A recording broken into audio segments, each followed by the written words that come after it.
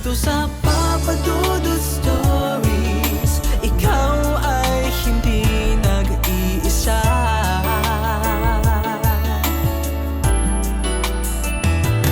Dito sa Papa Dudut Stories, may nagmamahal sa'yo.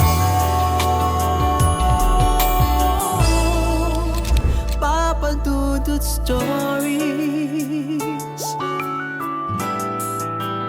Papa Dudut Stories. Dear Papa Dudut, sa lahat po ng mga nakatutok ngayon, huwag kalimutan na mag-like, mag-share at mag-subscribe.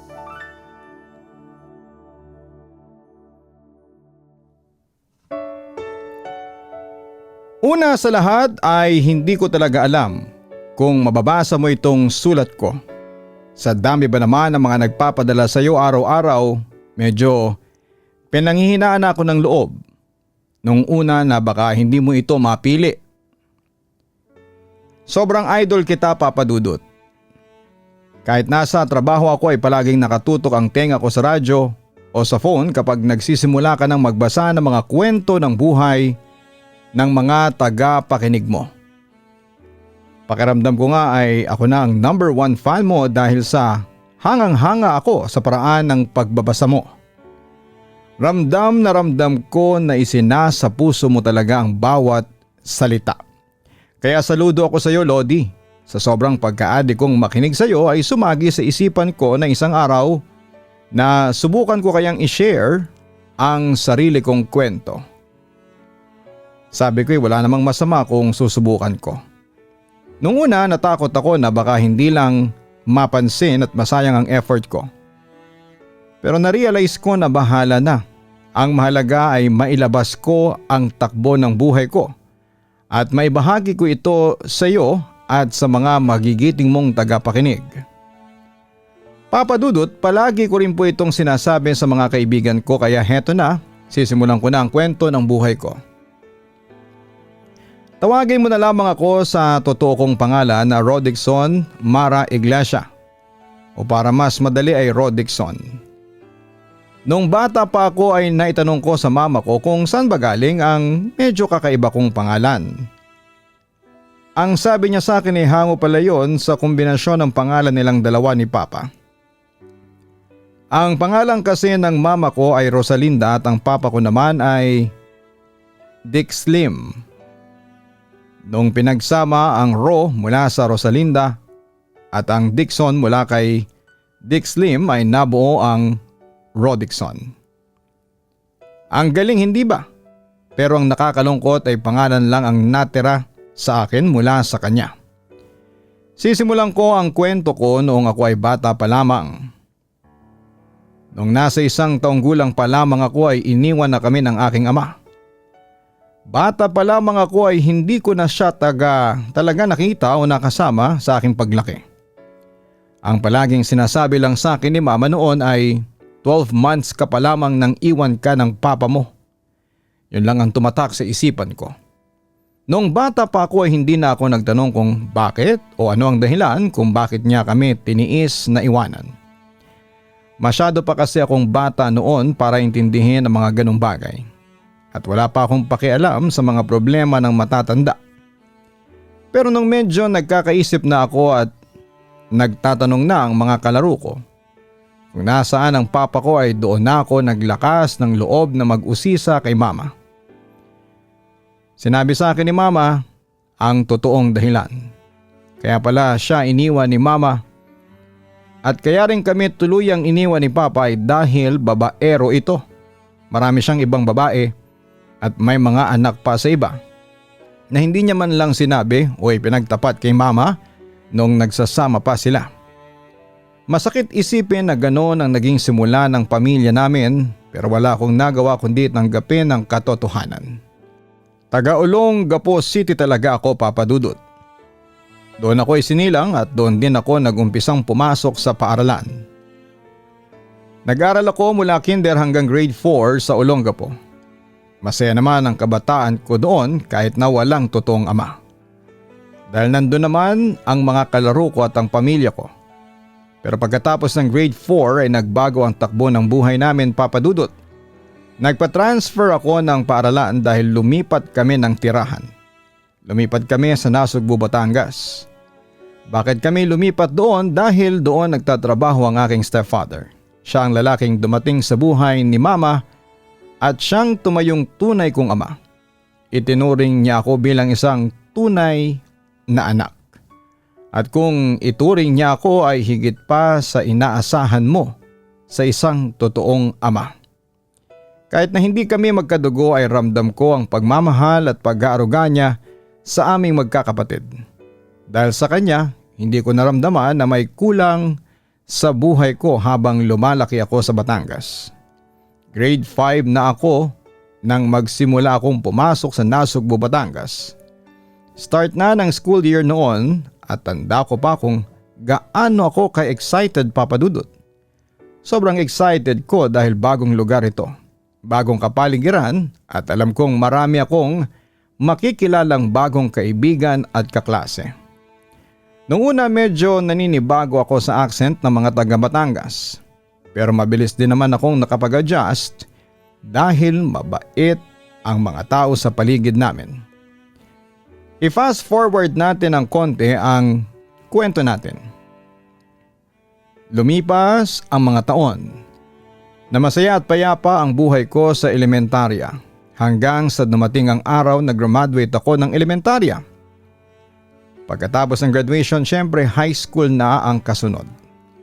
Noong bakasyon bago mag first year high school ay nag-enroll ako kasama ang isang matalik kong kaibigan at siya ay si Denard. Si Denard ang nakasama ko sa mga panahong nag-iisip ako kung saan ba magandang pumasok. Isang araw bago magpasukan ay bigla akong inaya ni Denard na mag-enroll sa school na napili niya.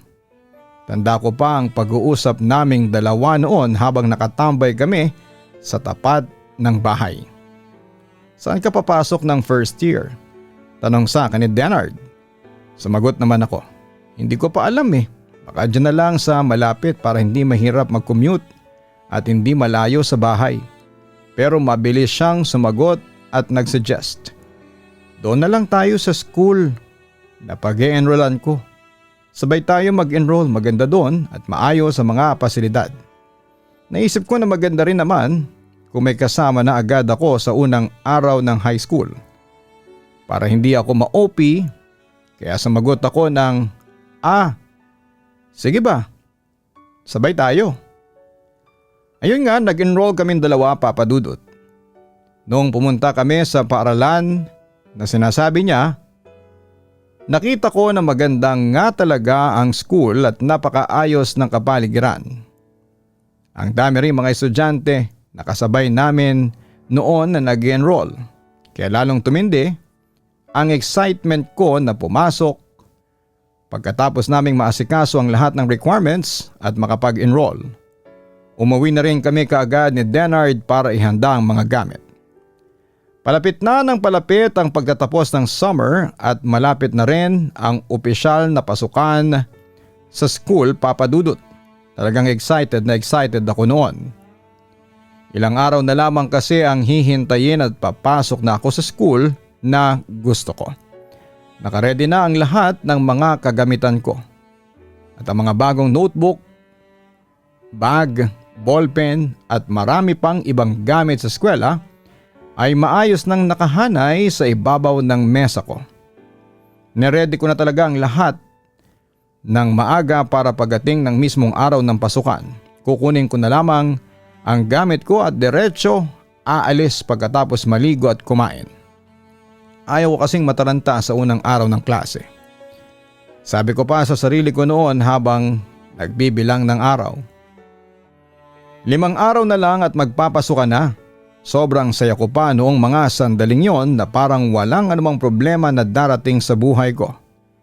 Pero hindi ko alam, ang saya na nararamdaman ko ng oras na yon ay biglang babalutin ng labis na kalungkutan at ng luha. 5 araw na lamang bago ang pasukan, nagulat na lamang kaming magkapatid nang biglang tumawag si Mama sa amin mula sa Olongapo. Umiiyak siya at halos hindi maintindihan ang mga salita niya. Sinabi niya sa amin na naka-confine daw sa ospital ang kuya ko at kasalukuyang comatose ito. Para akong natulala sa mga narinig ko, Papa Dudut. Hindi ko alam kung ano ang gagawin ko ng mga sandaling yon dahil hindi ko inaasahan ang ganong balita. Hindi ko nga pala nasabi sa simula ng kwento ko, Papa Dudut, na 5 kaming magkakapatid at ako ang pangatlo sa amin. Ang mama ko naman noon ay nagtatrabaho sa Olongapo kasama ang kuya ko. Kaming 4 namang magkakapatid ay naiiwan sa Batangas kasama ang aking stepfather dahil nag-aaral pa kaming lahat noon. Namamasada ng tricycle ang kuya ko doon sa Olongapo para makatulong sa mga gastusin. At sa pamamasada nga niyang yon, doon din pala siya tuluyang mawawala sa amin, Papa Dudut. 3 araw na comatose sa ospital ang kuya ko. 3 araw kaming nagdarasal. Umaasa na magigising siya at hihintay na lang namin ang mabuting balita. Hanggang sa dumating ang sandali na sinabi ng doktor sa amin na hindi na ito mabubuhay at wala na talagang pag-asa. Sira na ang mga vital organs niya at masina lamang ang bumubuhay sa kanya. Sobrang sakit marinig noon mula sa doktor. Nalaman namin ang buong detalye na nangyari sa kanya. Nadisgrasya pala siya sa tricycle habang papunta sila ng mga barkada niya sa isang tropa nilang namatay. Makikiramay daw sana sila noon at ang kuya ko ang mismong driver ng tricycle na sinasakyan nila. Habang nasa daan sila, may bumangga sa kanila na isang jeep at ang driver ng jeep na yon ay lasing na lasing. Marami silang sakay sa loob ng tricycle dahil magbabarkada silang magkakasama. Sabi ng mga nakakatanda at ng mga nakasaksi sa aksidente, kung tutuusin daw kaya naman sanang tumalon ng kuya ko mula sa driver's seat ng tricycle noong oras na makikita niyang sasalubungin sila ng jeep. Kung tumalon siya baka minor injuries lang ang nakuha niya. Pero hindi niya ginawa yon. Bakit? Dahil nasa loob ng tricycle ang taong mahal niya. Dahil sa pagmamahal niya sa kanyang kasintahan at sa mga kaibigan niya, kahit mahirap at alam niyang delikado, pilit pa rin kinontrol ng kuya ko ang manibela ng tricycle para maiwasan ang mga matinding salpok o para maprotektahan ang mga nasa loob. Dahil doon sa kasamaang palad ang kuya ko lang ang pinakanapuruhan sa kanilang lahat na magkakasama, Papa Dudut. Ang kuya ko kasi ay isang taong sobrang mapagmahal sa kaibigan at sa pamilya. Kahit ano ay gagawin niya para sa kapakanan ng mga taong mahalaga sa kanya. Ganon siya kabuting tao. Hindi siya nangiiwan sa eroplano o sa oras ng kagipitan at hindi niya alam ang salitang plastic kapag nakikitungo sa ibang tao. Nasa Nasugbu, Batangas ako ng mga panahong yon, Papa Dudut. Nang unang araw ng burol ng kuya ko sa Olongapo ay wala ako doon. Parang ayoko na ngang mag-aral noong time na yon, nawalan ako ng gana sa lahat ng bagay. Kahit palagi akong inaasar at kinukulit ng kuya ko, kapag magkasama kami ay alam ko naman na ganon lang talaga siyang manlambing sa akin bilang nakababatang kapatid. Madalas kaming mag-away sa maliliit na bagay. Pero kahit na ganon ang relasyon namin, alam ko at ramdam ko na mahal niya kaming magkakapatid at alam ko rin na hindi niya kami pababayaan kung buhay pa siya. Sobrang sakit talaga, Papa Dudut, ang mawala ng isang kuya. Mahal na mahal ko ang kuya ko na yon. Sa totoo lang dahil malapit na ang pasukan sa Batangas. Hindi sana kami uuwi ng Olongapo ng mga oras na yon. Pero hindi ko napigilan ang sarili ko. Sabi ko sa stepfather ko gusto ko talagang makita si kuya sa huling pagkakataon. Gusto kong umuwi ng Olongapo. Umiiyak na akong habang sinasabi ko yon sa kanila. Wala na akong pake ng oras na yon kahit na hindi na ako makapasok sa unang araw ng klase sa high school. Ang pinakamahalaga lang sa akin ay makita ko ang mukha ng kuya ko sa huling pagkakataon bago siya ilibing. Hindi ko maipaliwanag ang sakit ng nararamdaman ko. Biglang bumalik sa alaala ko ang lahat ng mga masasayang araw namin ang mga asaran at ang mga kulitan namin noong magkasama pa kami. Sariwa pa rin ang lahat sa alaala ko, Papa Dudut, na parang kahapon lang nangyari. Hanggang sa nag-impake kami at umuwi muna kaming lahat sa Olongapo. Para hindi naman ako ma-drop sa school ay nagpadala na lamang ang stepfather ko ng excuse letter sa papasukan kong paaralan na hindi muna ako makakapasok sa unang linggo dahil nga sa namatayan kami ng pamilya.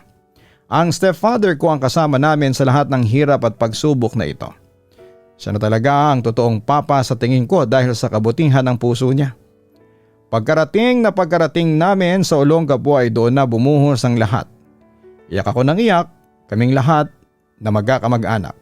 Sobrang sakit talaga, Papa Dudut, ng trahedyang sinapit ng kuya ko. Samantala, Papa Dudut, matapos ang libing ng aking kuya at pagkalipas ng ilang araw ng pagdadalamhati, bumalik na rin kami sa Nasugbu, Batangas para ipagpatuloy ang aming pag-aaral. Pumasok na ako sa school kahit nahuli na ako sa mga unang aralin. First year high school ako noon, Papa Dudut. Noong first year ako ay wala pa akong girlfriend at wala rin naman akong nagugustuhan sa mga kaklase ko o schoolmate ko. Ewan ko ba kung bakit. Medyo mahiyain kasi ako at tahimik lamang sa isang sulok kapag nasa loob ng classroom. Meron namang ilang mga babae na nagkakagusto sa akin o nagpapapansin. Pero hindi ko na lang sila ini-entertain. Natapos ang buong first year high school ko na parang wala lang. Walang kapanapanabik na nangyari sa buhay pag-ibig ko. Pagkatapos noon ay nag-enroll ako ulit para sa second year. Ganon pa rin ang takbo ng buhay ko. Gaya lang noong first year, wala ring girlfriend. Ang inaatupag ko lang noon ay ang sumama sa mga tropa ko kung saan-saan. Kung saan magkayayaan ng barkada maglaro, tumambay o magbisikleta ay nandun ako. Masaya naman ang buhay barkada pero paminsan-minsan ay nakakaramdam din ako ng inggit kapag nakikita ko ang mga kaibigan ko na may mga kasintahan na. Natapos ang second year ko na ganun pa rin, walang pinagbago sa takbo ng buhay ko kumpara noong mga nakaraang taon. Hindi naman kasi ako nagmamadali na magka-girlfriend noong time na yon. Iniisip ko na darating din naman ang tamang oras para dyan. Kaya ang ginagawa ko, enroll ulit, pasok sa school, aral at uwi. Pero paminsan-minsan, kapag nakaharap ako sa salamin ay pumapasok sa isipan ko ang tanong na pangit ba ako? At walang nagkakagusto sa akin? Pero alam ko naman sa sarili ko na hindi naman ako pangit, Papa Dudut. Matangkad ako, medyo maputi at maayos naman ang tindigan ko. Sabi nga ng ibang mga kamag-anak at nakakakilala sa akin ay gwapo naman daw ako at may itsura. Mahiyain at masyadong tahimik lang daw talaga ako noon. Kaya siguro walang lumalapit o naglalakas loob na kausapin ako na babae ng mga panahon na yon. Sa bagay, naiisip ko rin na okay na rin na wala muna akong jowa para walang problema at sakit sa ulo. Ang mga tropa ko kasi noon ay nakikita ko na palaging nagkakaproblema dahil sa mga jowa nila. Kung hindi nag-aaway dahil sa selos, umiiyak dahil naghihiwalay. Sabi ko sa sarili ko ay buti na lamang at tahimik ang buhay ko. Natapos ang aking third year high school na ganun pa rin ang eksena. Pagkatapos noon ay nag-enroll na ako para sa huling taon ko sa high school, ang fourth year. Dito na nagbago ang lahat, Papa Dudut, dahil masaya at makulay ang naging karanasan ko noong fourth year. Uso pa kasi noon ang mga clan at ang pagpapadala ng GM o group message sa cellphone. Doon sa text clan na yon, marami kang makikitang textmate mula sa ibang lugar o paaralan. Hanggang sa isang araw, Papa Dudut, may nakilala akong isang babae na magbabago sa takbo ng puso ko. Binigay sa akin ng kapatid ko ang number ng babaeng ito dahil wala raw itong ka-textmate at kasalukuyang naghahanap ng kausap. Sabi pa ng kapatid ko ay subukan ko raw na i-text, baka magkasundo kami. Agad ko namang kinuha ang number niya mula sa phone ng kapatid ko at nag-text ako kaagad sa kanya ng simpleng hi. Itago na lang natin siya sa pangalang Marian. Si Marian, Papa Dudut, ay napakabait at napakasayang taong kausap. Palangiti ito kapag nakikita mo at palaging maraming kwento sa text man o sa tawag. Kahit na hindi kami magkasama physically ay ramdam ko ang enerhiya niya sa bawat text na pinapadala niya. Niligawan ko siya, Papa Dudut, kahit sa totoo lang ay hindi naman ako marunong manligaw o hindi ko alam kung panliligaw na nga ba talaga ang tawag sa ginagawa ko noon. Basta ang alam ko lang, palagi ko siyang kinukumusta. Pinapadalhan ng mga quotes at inaasikaso sa abot ng makakaya ko. Medyo matagal din akong nanligaw sa kanya. Papa Dudut, bago ko nakuha ang matamis niyang oo. Hanggang sa dumating ang araw na naging kami na rin sa wakas. Sinagot niya ako at sinabing oo, sinasagot na kita. Ang saya-saya ko noon, Papa Dudut, na hindi ko maipaliwanag. Hindi ako makapaniwala na ang isang tulad kong mahiyain ay may girlfriend na. Nagulat talaga ako sa naging tugon niya. Alam ko at ramdam ko sa sarili ko na mahal niya ako ng mga panahon na yon at ganoon din naman ako sa kanya. Masaya kaming dalawa na magka-text at magkausap sa cellphone gabi-gabi.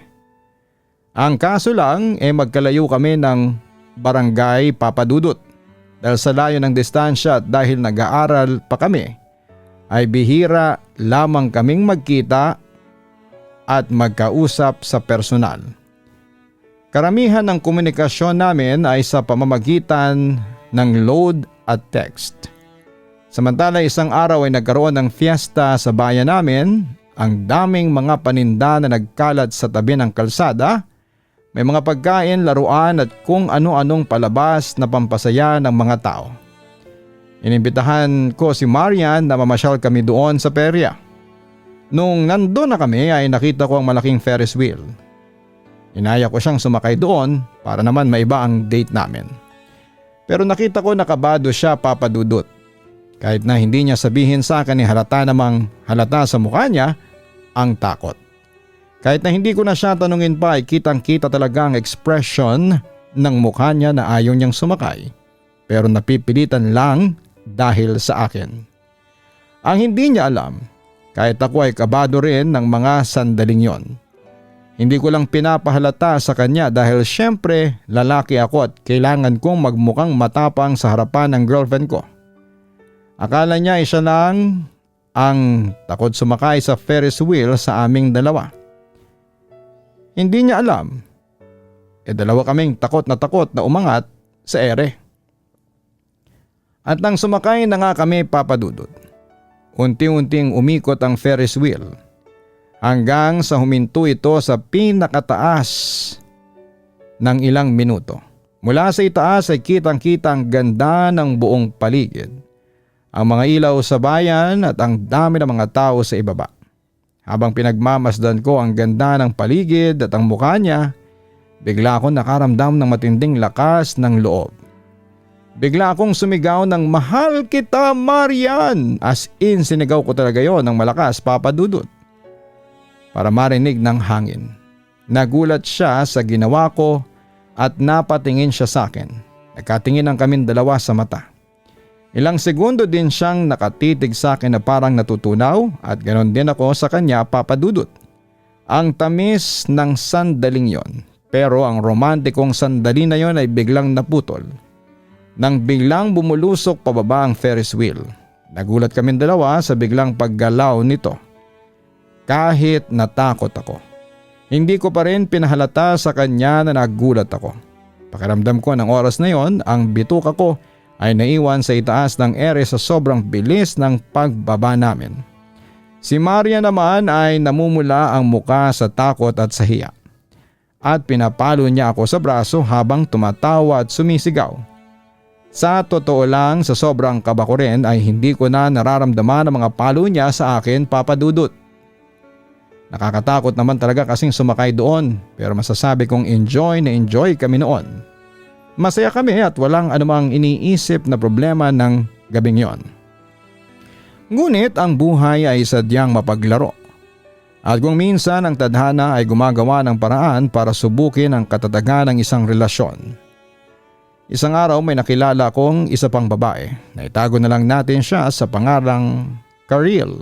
Si Karil noon ay single habang ako naman ay alam kong may jowa na at si Marian ngayon. Noong una ay normal na textmate lamang pero naging madalas ang paggising at pagtulog namin na nagkaka-text. Nagkakausap din kami sa tawag sa umaabot na ng ilang oras. Ewan ko ba kung bakit ko ginawa yon. Nagkasala ako kay Marian, nahulog ang loob ko.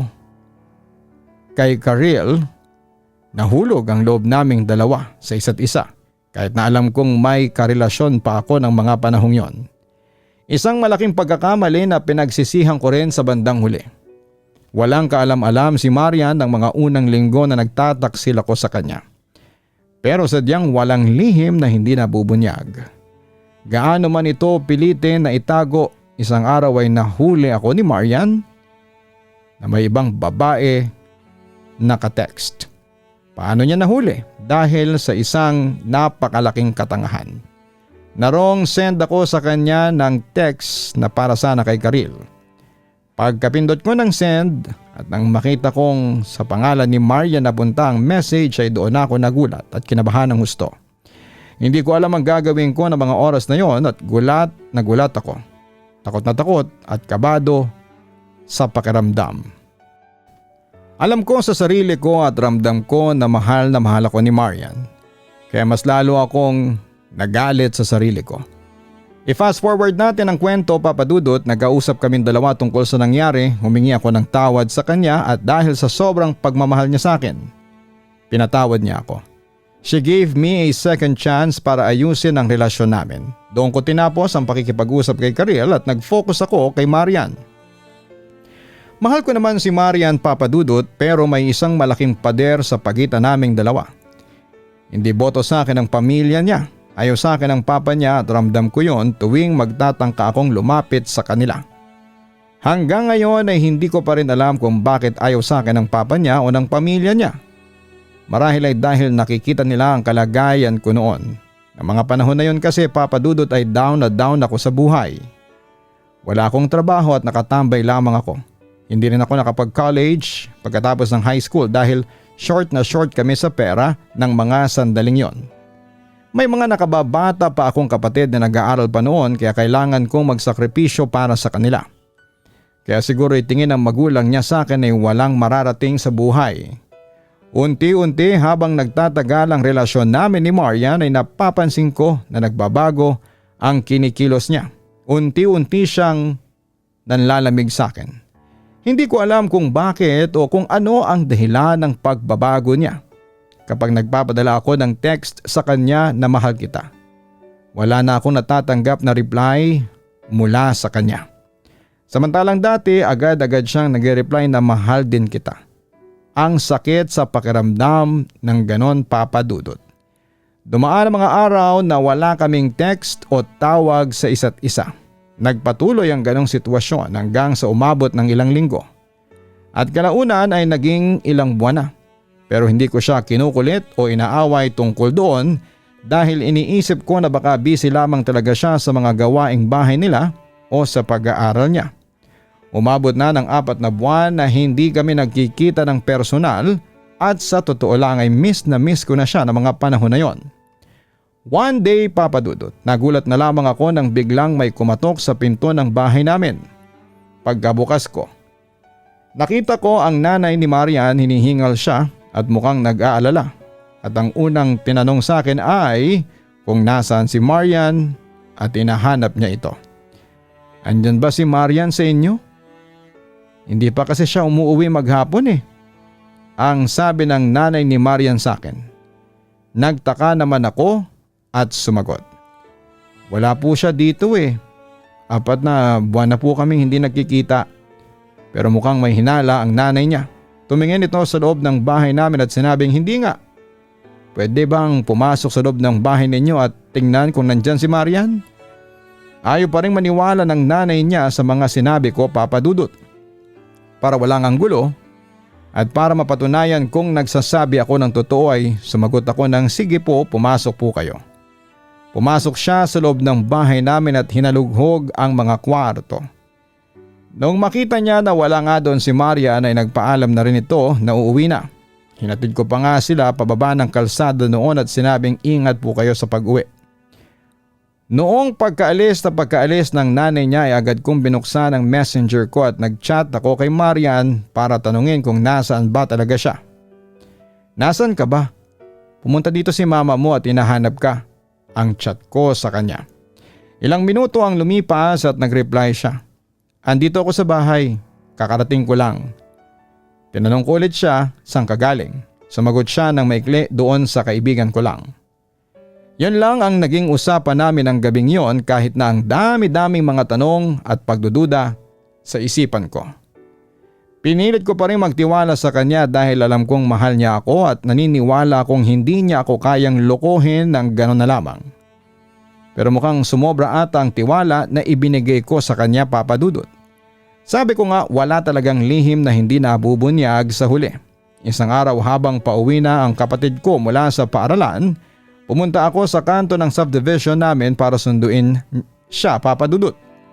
Habang sabay kami naglalakad pabalik ng bahay ay bigla siyang tumingin sa akin na may pag-aalinlangan at may sinabi na nagpabagsak sa mundo ko.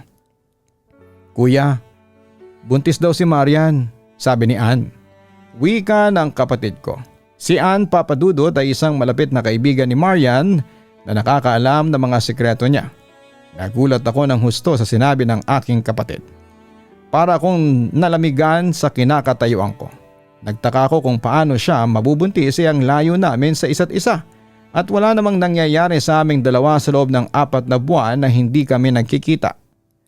Agad-agad kong kinuha ang cellphone ko pagkarating sa bahay at nag-text ako sa kanya na may halong kaba at galit.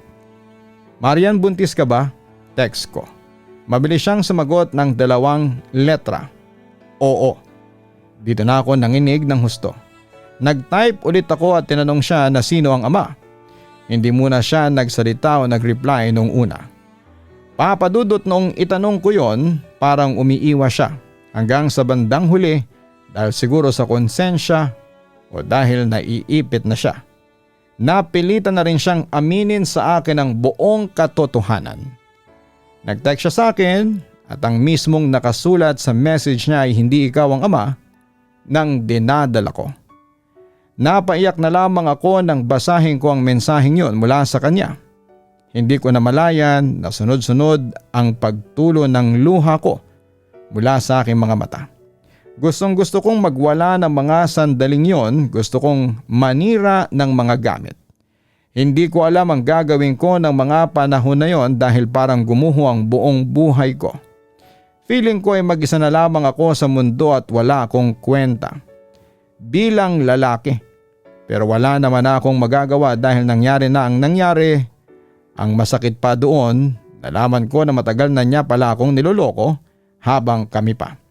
Wala man lang akong kaalam-alam na habang nagtitiwala ako sa kanya ay may iba na pala siyang kinakatagpo. Sobrang sakit talaga, Papa Dudut. Siya ang kauna-unahang babae na minahal ko ng sobra-sobra sa buong buhay ko. At siya rin pala ang babaeng iiwan ako sa eroplano at dudurog sa puso ko. Nahirapan talaga ako mag-move on, Papa Dudut. Sobrang sakit ng ginawa niya sa akin.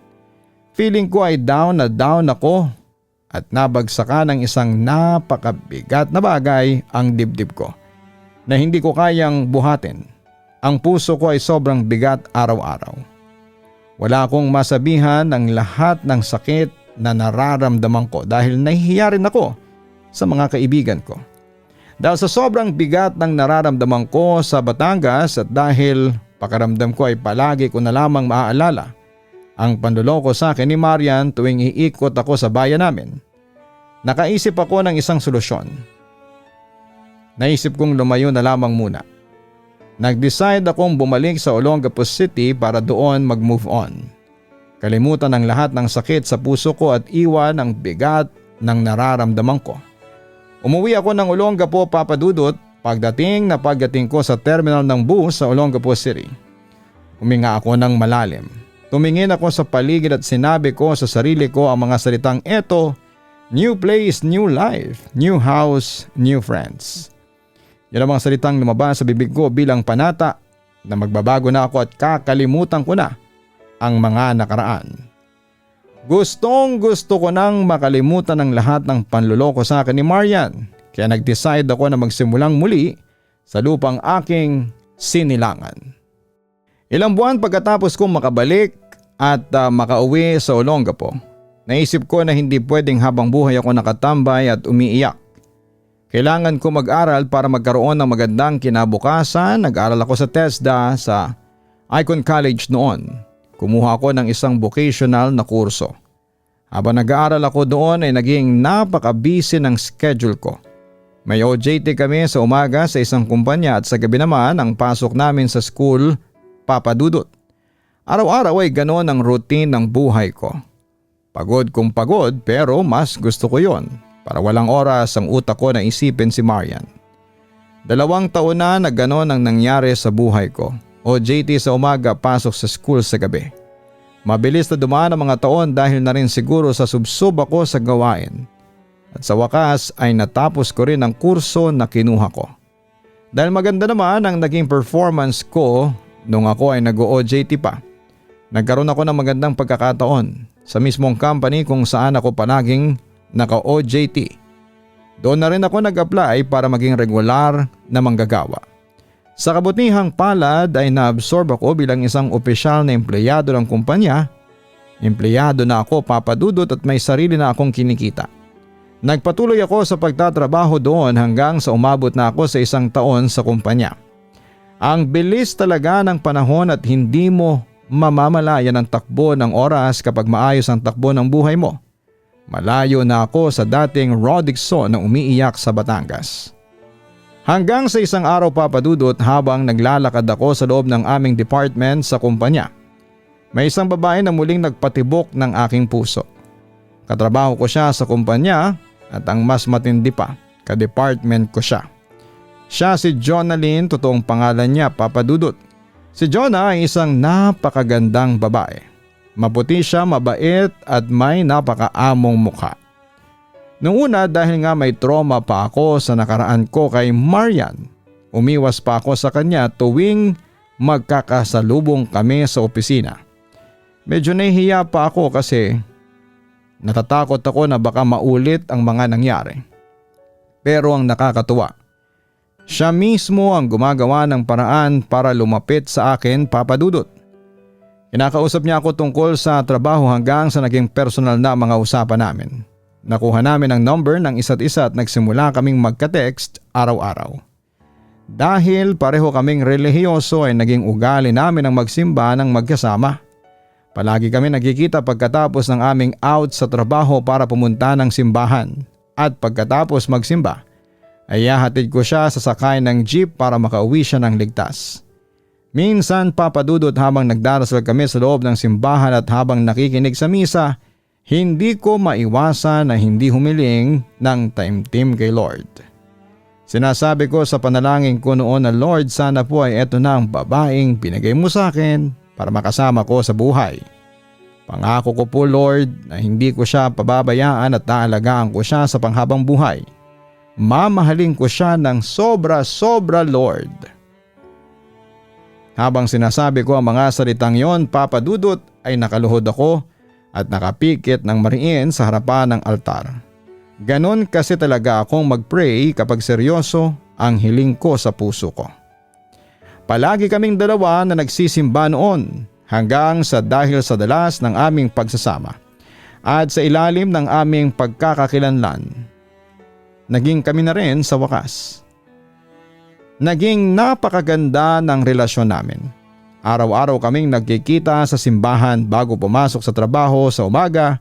Nagde-date muna kami sa pamamagitan ng pagsisimba ng magkasama. At pagka-out naman sa gabi ay dumadaan din kaming muli sa simbahan para magpasalamat kay Lord sa maghapon na patnubay niya sa aming trabaho.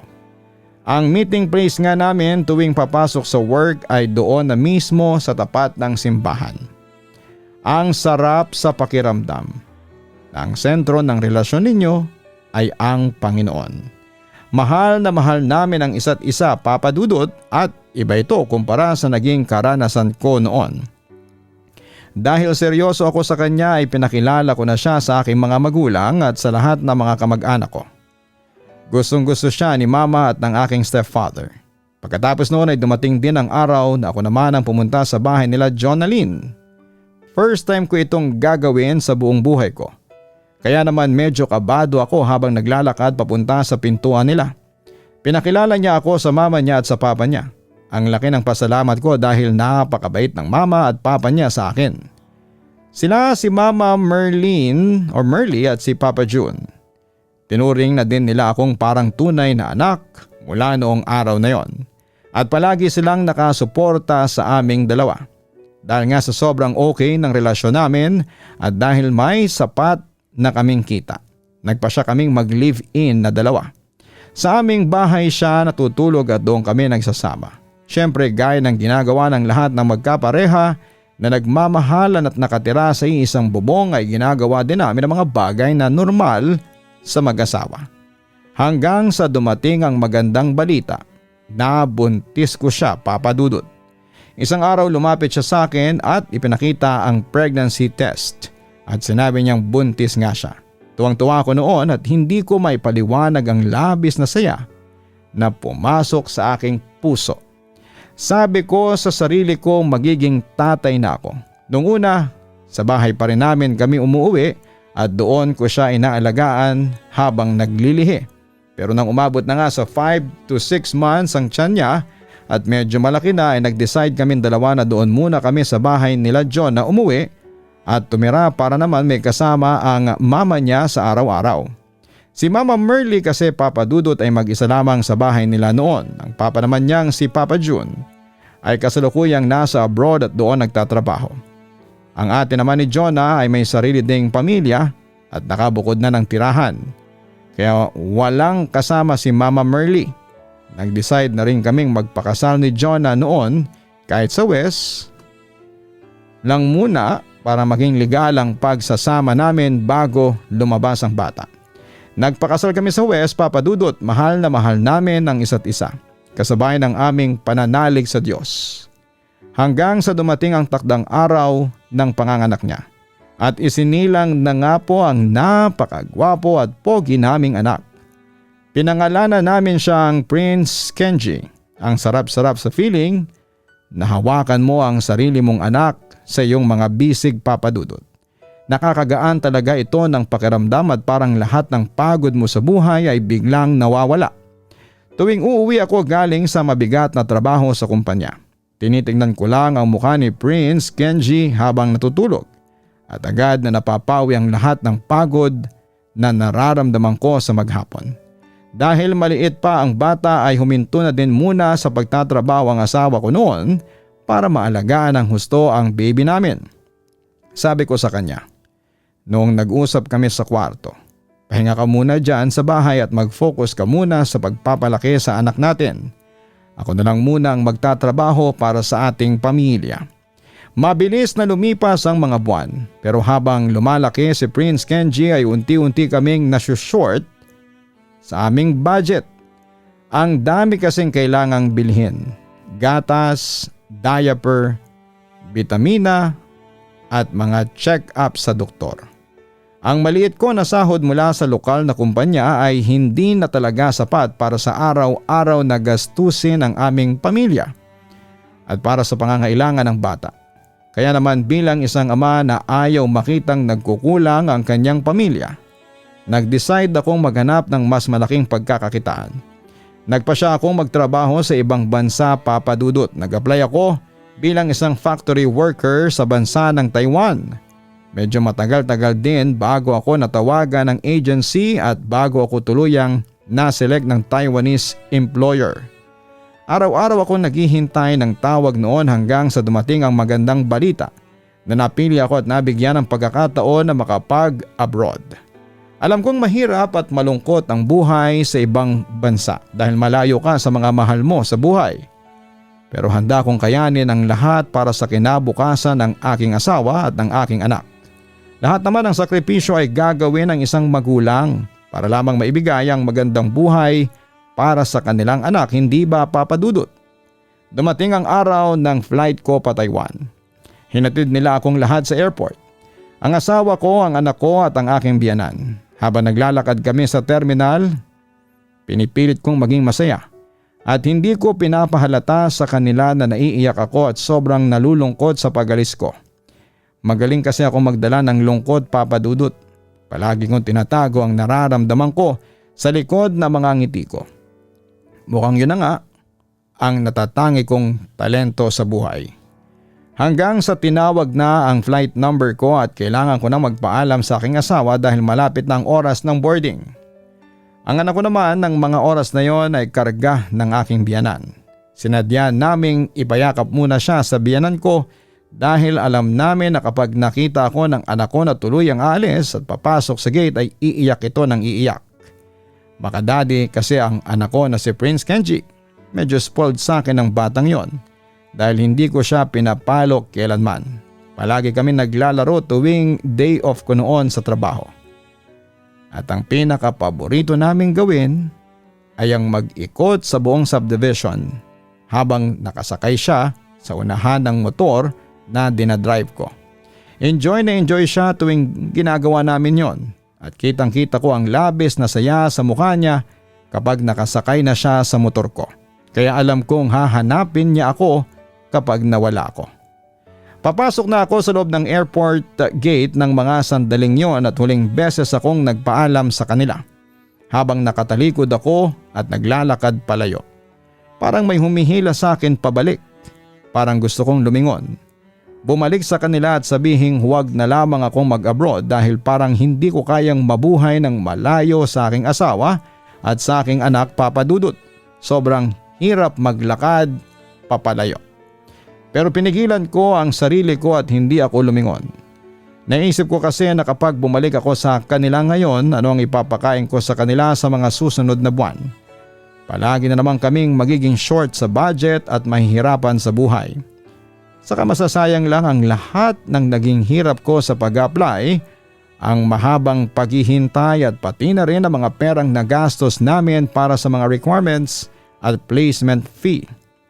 Kaya pinagpatuloy ko ang paglalakad. Nakatalikod na ako sa kanila pero ramdam na ramdam ko pa rin na nakatingin pa rin sila sa likod ko habang papalayo ako. Hindi ako tumingin pabalik sa kanila dahil alam kong kapag ginawa ko yon ay mapapaluha ako ng husto. At ayaw kong makita nila na umiiyak ang haligi ng kanilang tahanan.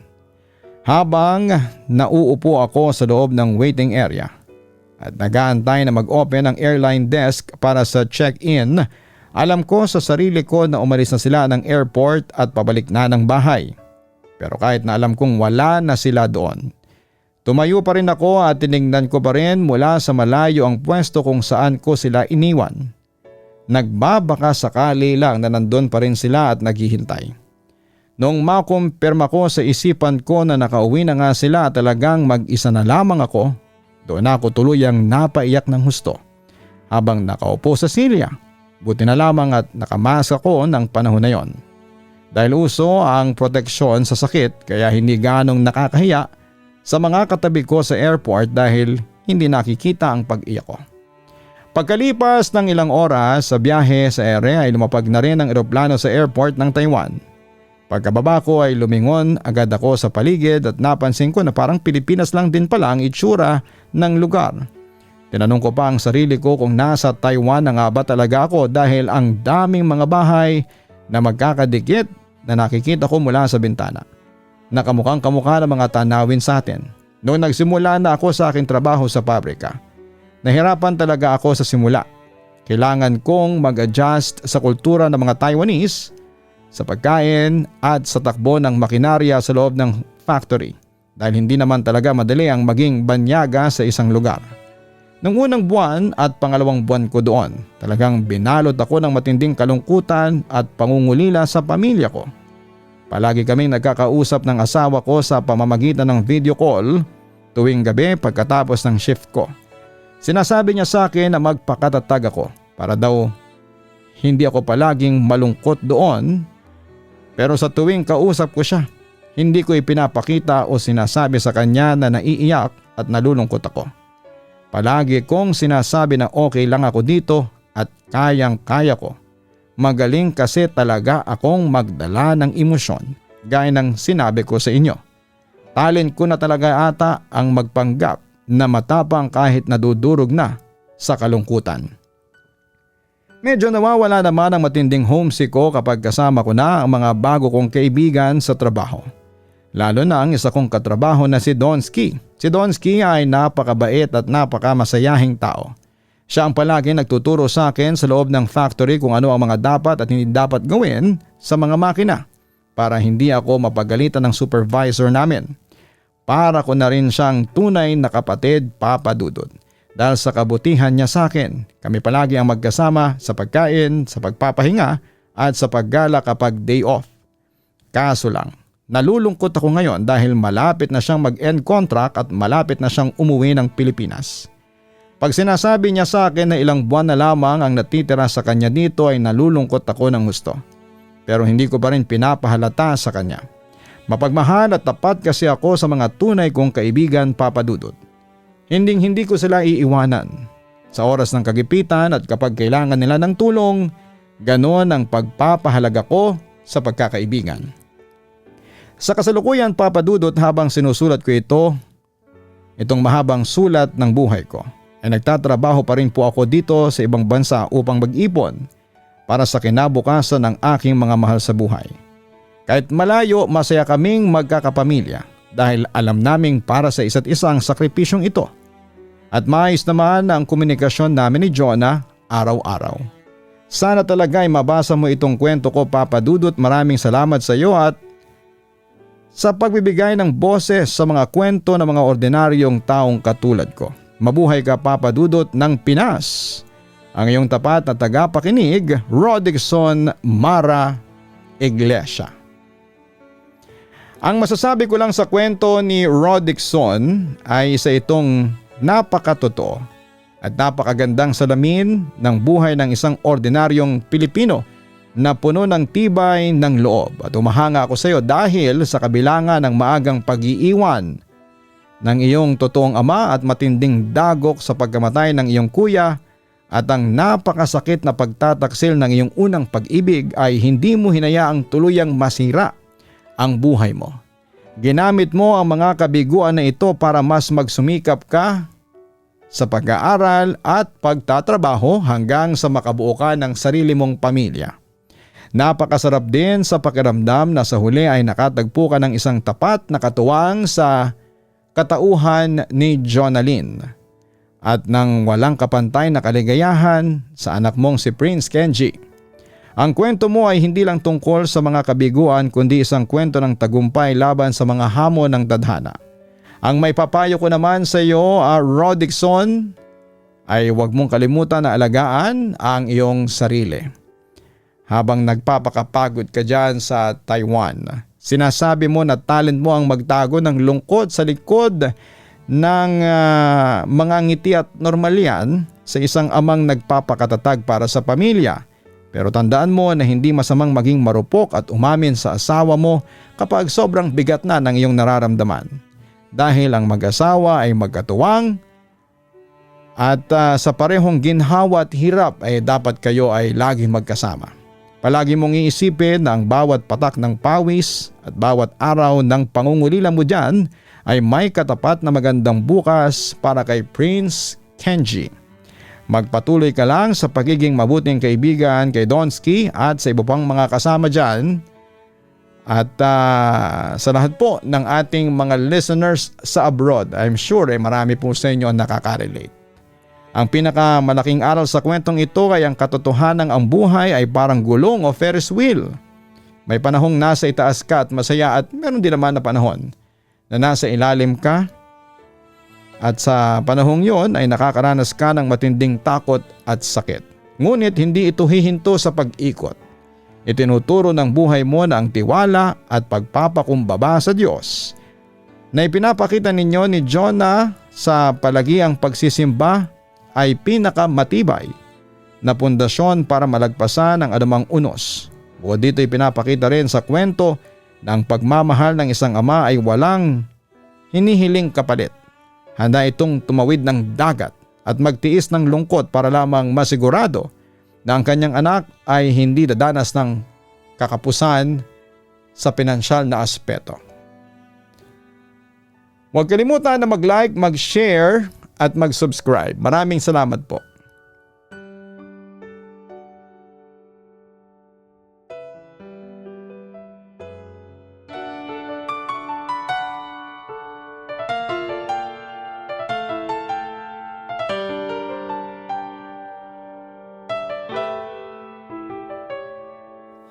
Ang buhay ay mahiwaga, laging may lungkot at saya. Sa Papa Dudut Stories, laging may karamay ka.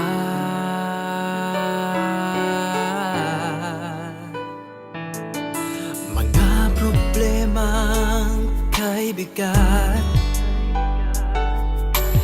dito ay pakikinggan ka. Sa Papa Dudut Stories, kami ay iyong kasama. Dito sa Papa Dudut Stories, ikaw ay hindi nag-iisa.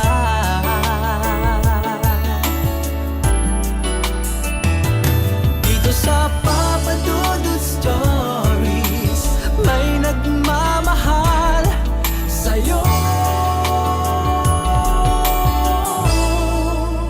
Papa Dudut Stories, Papa Dudut Stories,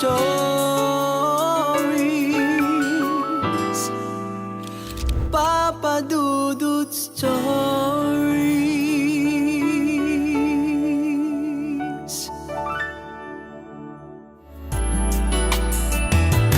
Dito sa Papa Dudut Stories, may nagmamahal sa'yo. Papa Dudut Stories, Papa Dudut Stories. Hello mga ka-online, si Papa Dudut po ito. Nag-enjoy ka ba sa ating kwento ngayong araw? Huwag kalimutan na i-share, mag-like at mag-subscribe. Maraming salamat po.